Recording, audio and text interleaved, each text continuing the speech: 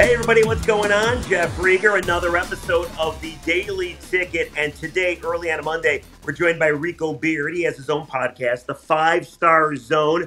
And of course, he's the co-host with the Valenti and Rico Show every day on the Ticket from 2 to 6. What's going on, Rico?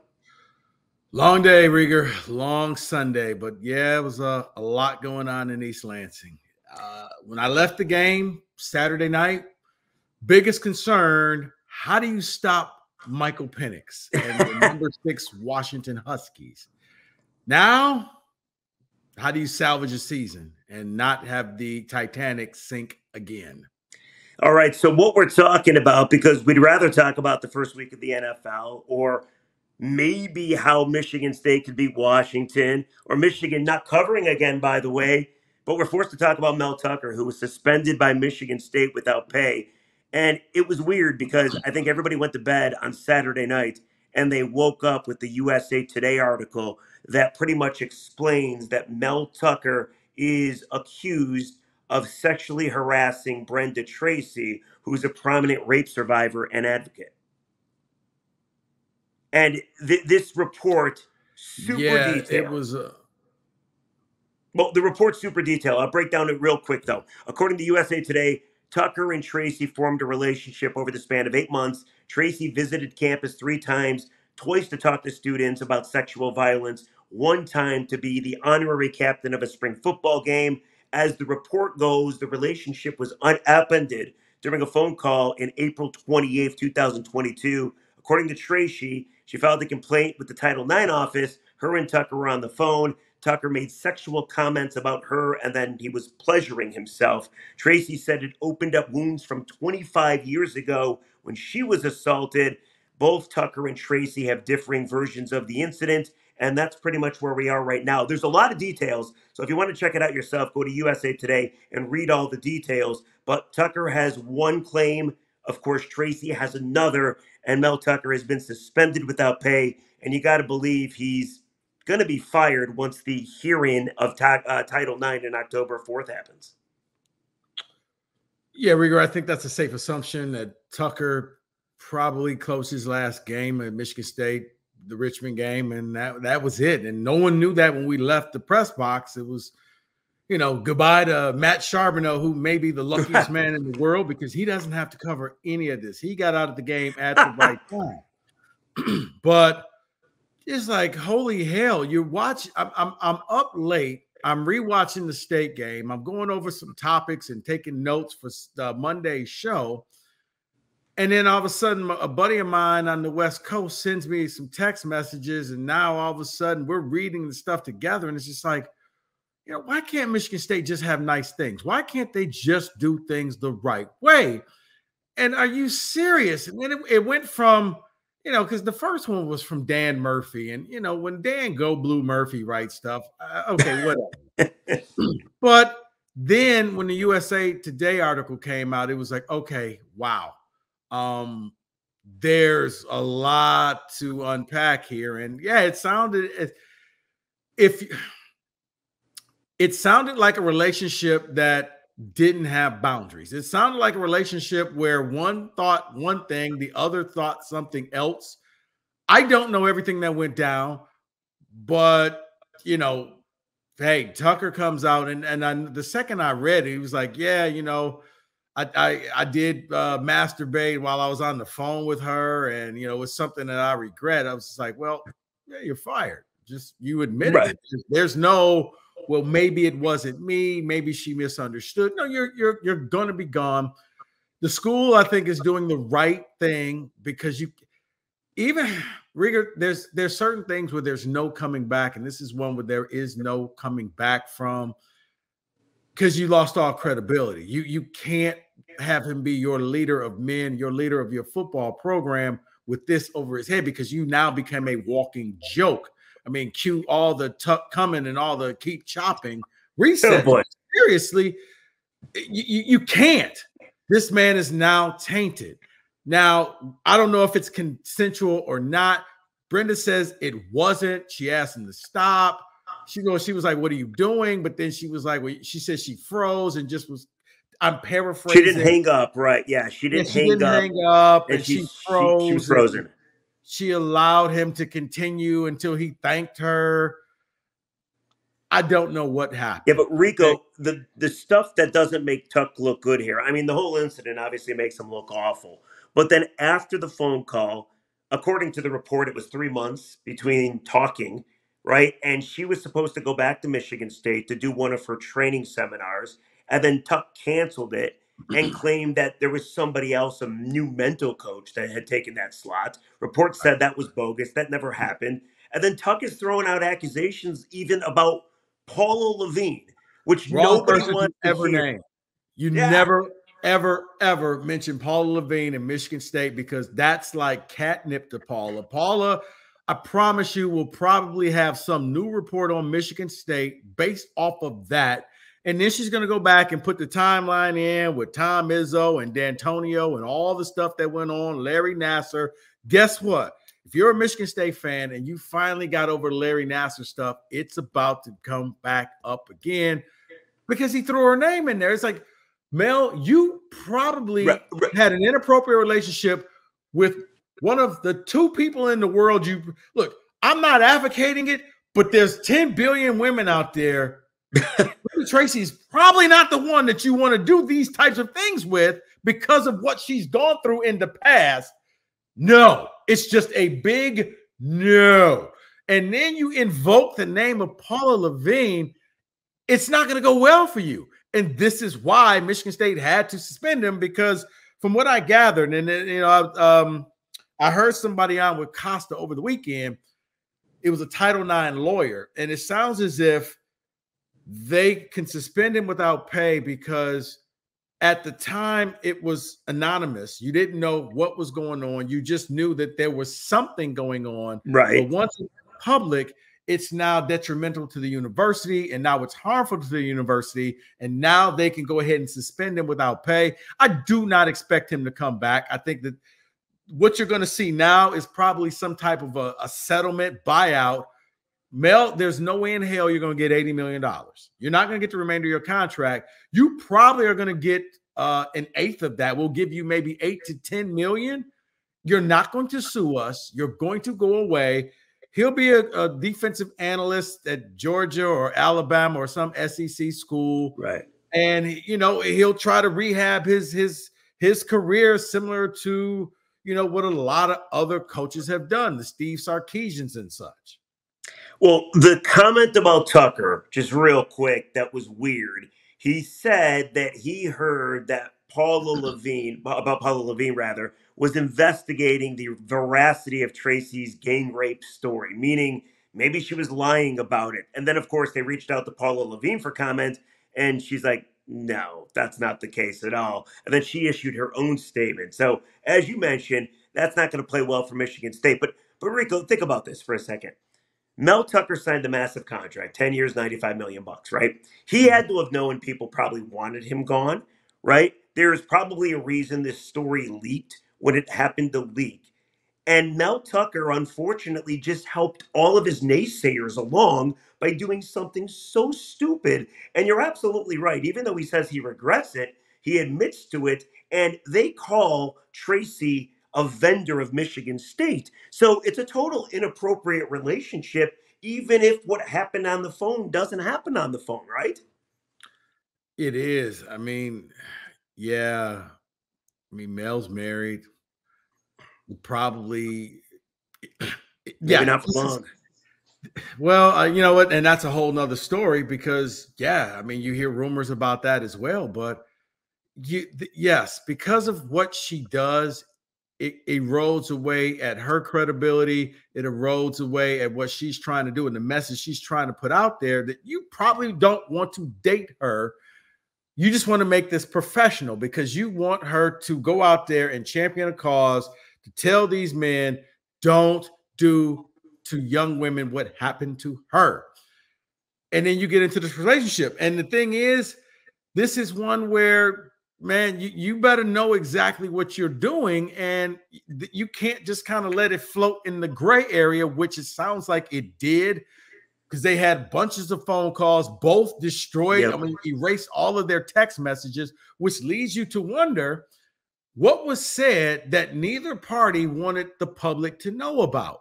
It leads me to believe, Rieger, I don't know to what extent, but there was some type of a relationship. And by relationship, I'm not meaning sexual relationship, but there was a relationship that went past business and went past Air Jordan shoes. She said that he would talk to her about family and they would talk about their personal lives. Mental health. Where it starts to blur. And that's where, okay, well, I thought maybe we were cooler than this. If you're going to be professional, you got to be professional. Mel Tucker basically gave everybody who wanted him gone because he made too much money, because this man of this color shouldn't be making this much money. You handed them the keys to put you away forever. And so they don't have to pay you. So we can move on. And you got Michigan State saying, hey, we're not the same Michigan State. We're not the old Michigan State, even though it looks like we're the old Michigan State. We're not the old Michigan State. We're the new Michigan State. Oh, by the way, here's Mark Dantonio. What? Well, see, that's the thing. Let's get into that very quickly. Okay, so Mel Tucker out of the picture, and as you mentioned, he's probably going to get fired eventually, and Michigan State's going to get to recoup the majority of the contract that they happened to give him to begin with. Maybe Matt Ishbia gets his money back, so I'm sure he's happy about this. But Alan Holler, the AD for MSU. Well, here's the thing. Ishbia, real quick, the Ishbia money and the Saints money went into like an escrow account. So it was there so that they couldn't back out of the deal. Right. Technically, Mel still hadn't gotten that money, or he only got pieces of that money. But that money was set aside in escrow. So, yes, you're right. Now, either St. Andre and Ishbia will use that money for the next coach, or they get it back. So, I'm sorry. Okay. Go ahead. That's okay, though. So Alan Holler, the AD for MSU, claimed today or yesterday that he knew about the reports back in December. So why wouldn't you suspend Mel at that point? And then, as you mentioned, the interim president comes out and says, hey, if you think this is old MSU, it's not. This is new MSU because the investigations are neutral and they're fair. But what's changed, Rico? What has changed other than the USA Today report coming out? Because Tucker was allowed to coach against Central. He was allowed to coach against Richmond. They knew about the allegations way back in December. And then, oh, hey, this report comes out and he's literally suspended the next day. Why didn't you do it before? And for everybody that remembers Larry Nassar, 2 decades of really failing to act against complaints against Larry Nassar. I'm not saying it's the same thing by any means, of course, but that happened. And now this happened. Wouldn't you think MSU, as soon as they heard these reports, would act so swiftly? And Mel never sees the light of day to begin the season. I mean, Rigger, you would think so, but I think their plausible deniability is they knew of accusations, but they didn't know what the extent were. You knew there was something on record, and I don't know if Alan could pick up the phone and say, hey, Mel, give me a heads up. What am I getting ready to walk into? I don't think that they were allowed to talk because they are trying to be new MSU. No contact, no influence, no nothing. I almost have to go in here and be in the bubble with this. So I don't need to know anything. You don't tell me anything. I'll find out when I find out. And I think that they all woke up this morning or last night, I'm sure, and saw the same things like, holy hell, I'm sorry, what? You did what? With who? When? Why? every Michigan State person is all just like, well, what? I mean, it's just that why would you do this? Like you had it all and you threw it all away. And if you're Mel, he says he regrets it, but it's like, Mel, horrible decision.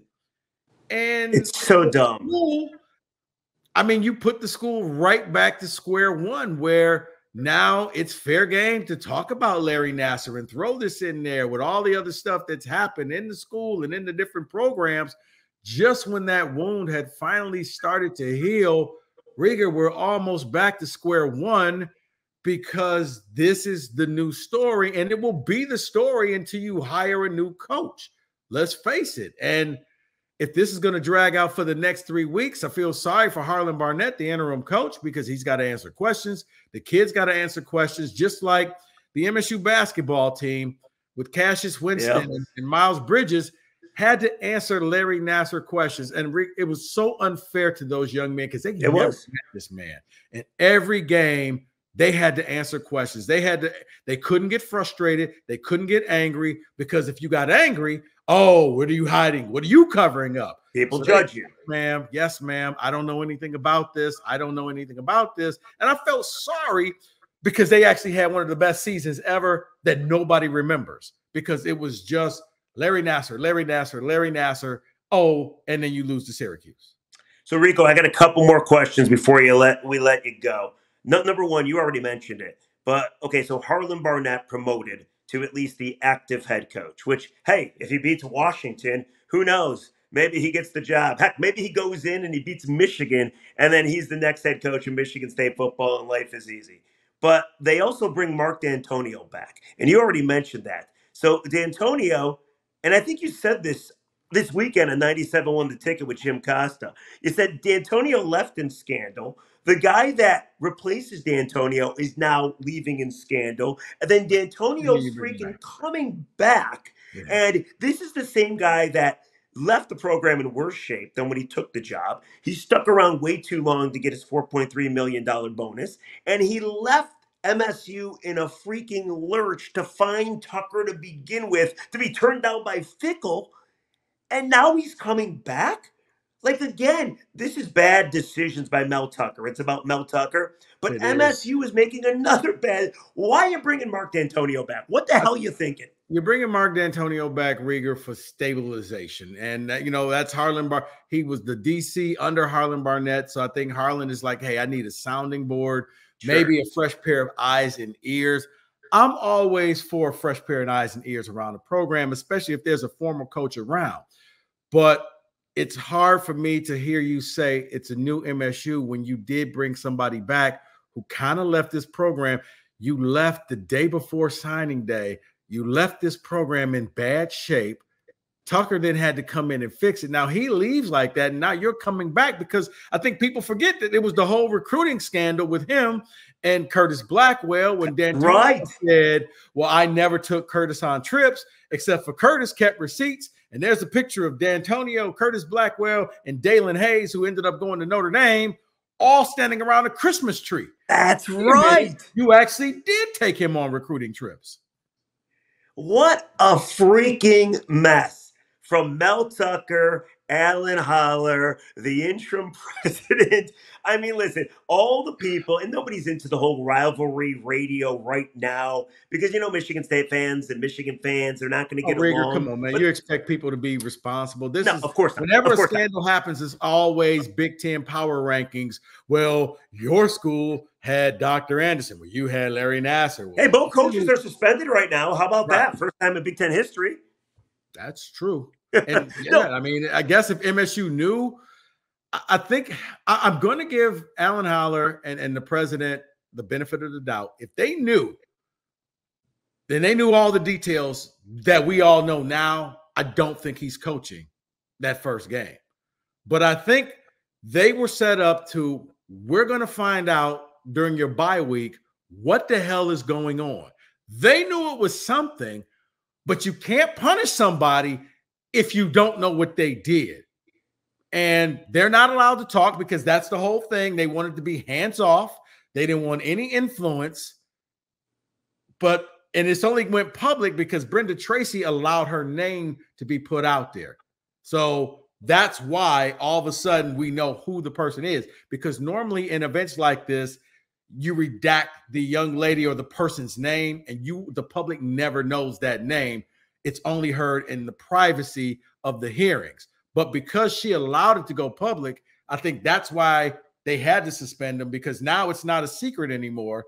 Now they're like, well, yeah, that's the name that's in it. That's who we're talking about. So, yeah, We got to know. Now, the question is, did they read that 106-page report that was filed back in June or July? Right. Or did they just stay in the bubble and that was going to be on their reading starting that weekend? I don't know. These are questions that I really wish they would have answered at the press conference, but they cut the press conference short. I don't know why you have a press conference if you don't want to answer questions. It's called a statement if that's the case. Well, Rico, you bring it up again, going back to the old MSU and the new MSU. If you truly are a new MSU and you want to be open and honest, maybe you open it up for all the reporters in attendance to answer whatever questions they have until they're done with their questions. Like, that's another bad look to only answer 3 questions and then leave. It's uncomfortable, and I'm sure that they didn't want to spend their Sunday afternoon answering these types of questions. And while we're thankful that they showed up, it's like, okay, guys, this is kind of the bad with the job where you got to do this. It's like, Rigger, in our job, it's like some days you don't want to do certain topics, but you don't get to pick and choose the things that you want to talk about. Like this topic right here. Talk about this topic later on? No. I want to talk about Jordan Love and who's going to compete with the Lions for the NFC North. I don't want to talk about this. I want to harass David about his Steelers losing to the Niners. I want to talk about that. I want Lions fans to tell me why their team is the best team, but you don't get to do that all the time. I say that to say, sometimes the job is difficult and you grit your teeth and you go through it, and nothing's going to be as bad as it seems. And you'll find out that, oh, okay, we made it through this. And now it's almost a greater respect because you got to hear everything because when you cut off press conferences and you don't answer questions, it only leads to speculation. Right. Whereas if you talk to people and give them answers, you fill in the gaps yourself. You control the narrative. And that's kind of what I would like for Michigan State to do, is just take the bull by the horns, knowing this is a bad situation, but we are going to own this. We are going to fix this, and we are going to get past this. Because if you just take it as it comes along, it's the old phrase that John U. Bacon says, you're turning a one-day story into a 2-day story, and that's what you never want to do. Rico Beard from, of course, the Valenti and Rico Show. Make sure you listen every day, 2 to 6 on the 97.1 The Ticket. He also has a podcast himself, the 5-Star Zone, and I got to believe you're going to be talking about this very topic. Well, that was funny because all of a sudden on Sunday morning, you could tell when people found out the news because text messages started rolling in at different times, and Howard Griffith, my co-host of the 5-Star Zone, Mel, what the hell? Yeah, I mean, this is just one where you're just like, I don't know what to say. Why can't, if you're a state fan, why can't we have nice things? It's like, I'm not equating it to all of this, Rieger, but it's just like, when you start to really feel good about something, the bottom falls. With this football team, it's like, hey, Dantonio beats Notre Dame with Little Giants, and then he has a heart attack. Oh, that's a good point. So, Rico, Jalen Watts Jackson beats Michigan, and then he separates his hip, and he's in the hospital for 6 months. It's like, can't you just have nice things at some point? Okay, last one for you, and I know you got to go, and I appreciate you joining me here, but what do you think the atmosphere is going to be like on Saturday against Washington? It should be all about Washington. That's a major opponent. You guys are going to be a massive dog, I would assume. And you got a little revenge maybe on your mind with what happened in Washington last year. But are we looking at protesters? Are we looking at booing Michigan State? I mean, you're still rooting for the kids. What do you think is going to happen? I don't think you're going to get that. I think that's one of the reasons why Dantonio is there, because short term, people still like Dantonio. They're going to be honoring the Rose Bowl team at the game. So Dantonio and the team, it's going to be one of those, I think, let's try to move on. Let's kind of heal past this, and let's take all of the angst and all of the anxiety and all the anger and all the just the frustration, and let's focus this all in cheering for this team to beat the Huskies. I don't think you're going to get protesting because, basically, he acknowledged it and the school handled their business. Right. I'll give them credit, Rieger, within 24 hours of hearing that, boom, We're having press conferences. He's suspended without pay. They're not dragging their feet. They're moving on. I mean, you're never going to appease everybody. There's going to be some fans that's going to be upset, but I think it's a 5 o'clock game on Peacock. You know, I don't know this for a fact, but I kind of assumed that this was going to be the game they break out their black uniforms and they were going to turn this into a big event. I don't know if they still go that route or if they just try to downplay things, but honestly, you're in the middle of this. Here's the dirty little secret about college sports. The greatest deodorant is winning. You want to make the people feel good, you go out and you beat Washington. And I know some people are going to listen to this, but you're being disrespectful for sex. No, I'm not. I'm not being disrespectful to sexual assault victims. But what I'm saying is, if you're talking about the fans and you're talking about the crowd, you give them something to focus on. They will soon forget about this. And if you win, you could do and get away with a lot. When you lose, everybody focuses on every little thing that you do. If they go out there and they upset Washington Rieger, they're talking about that for at least 24 hours. They're going to be happy. They're going to be giddy. They're going to forget that their coach went out there and flat out embarrassed himself and embarrassed the program. If you win. Now, if you lose, well, did you lose? It doesn't go away. Because you were focused. Are we adding layers on top of this? But if you win, gutsy performance, these kids, you know, the grit, and they move past it and they focus and they beat the Huskies. And it's like, we'll have to wait and see. But I say all that to say, I think the fan base will be there in support because the players didn't do anything. I mean, the program didn't do anything. The head coach did something that you're like, Mel, what the hell, man? You should get a shirt like that. Mel, what the hell? It does rhyme. Rico, my man, thank you. Listen to Rico every day on the ticket. Listen to the 5-Star Zone. And we will catch you tomorrow on the Daily Ticket where hopefully we talk about more fun stuff. Make sure, as always, rate and review and follow. Rico, you're the best. We'll catch you next time. Thanks, man. All right, see you, Rico. We'll see you guys tomorrow.